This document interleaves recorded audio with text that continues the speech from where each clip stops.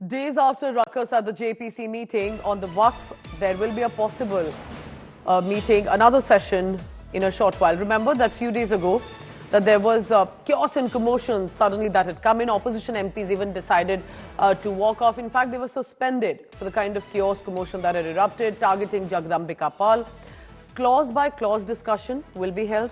NDA MPs will be holding the meeting at Kiran Rijiju's residence. And what do the opposition MPs have to say? Remember that there are a delegation of ulemas, clerics who have also come in from the Muslim community. Himanshu Mishra joins me for the latest on that. Himanshu, good morning. आप हमें ये बताइए कि आज किस तरह से हम देखें इस मीटिंग को। पिछली बार जब हुई थी तो फुल ऑन कमोशन हो गया, कियोस, झगड़ा चल रहा था। इस बार किस तरह से डिसीजन होगा इस मीटिंग को लेकर? देखिए पूजा, बिल्कुल आज जो है क्लॉज बाय क्लॉज पूरे वक्त बिल के ऊपर जो है वो चर्चा होनी है। 33 अमेंडमेंट्स जो है और सजेशन के तौर पे ओवैसी ने दिए हैं। टोटल 444 अमेंडमेंट्स जो है पूरे जेपीसी के सदस्यों के द्वारा दिए गए हैं। और आज एनडीए के जो जेपीसी के मेंबर्स हैं उनकी मीटिंग होगी आज माइनॉरिटी अफेयर मिनिस्टर्स के साथ किरण रिजिजू के जेपीसी की बैठक से पहले।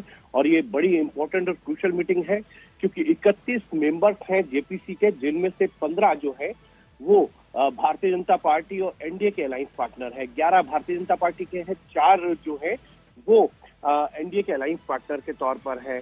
और अगर इसको पूरी तरीके से देखा जाए तो कांग्रेस के जो है 4 मेंबर हैं इसमें, और अपोजिशन पार्टीज के अदर 9 मेंबर्स हैं। एक नॉमिनेटेड हैं विजय साई रेड्डी जो आईएसएस सीपीसी थे, उन्होंने रिजाइन कर दिया है। तो एक बड़ा ये कहे कि अब 30 मेंबर्स रह गए और अगर इस पे जरूरत पड़ी तो जेपीसी के जो चेयरमैन है जगदम्बिका पाल, उनको भी वोट करना पड़ेगा।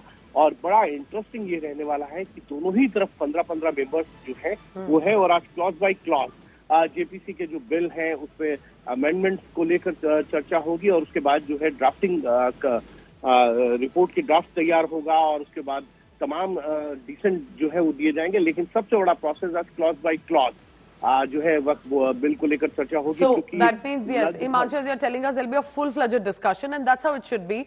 That's how it is a democracy supposed to function. Delegations have come in previously to meet. What will be the clause-by-clause discussion? Will it be complete on polarizing opinions, or will there be a consensus eventually?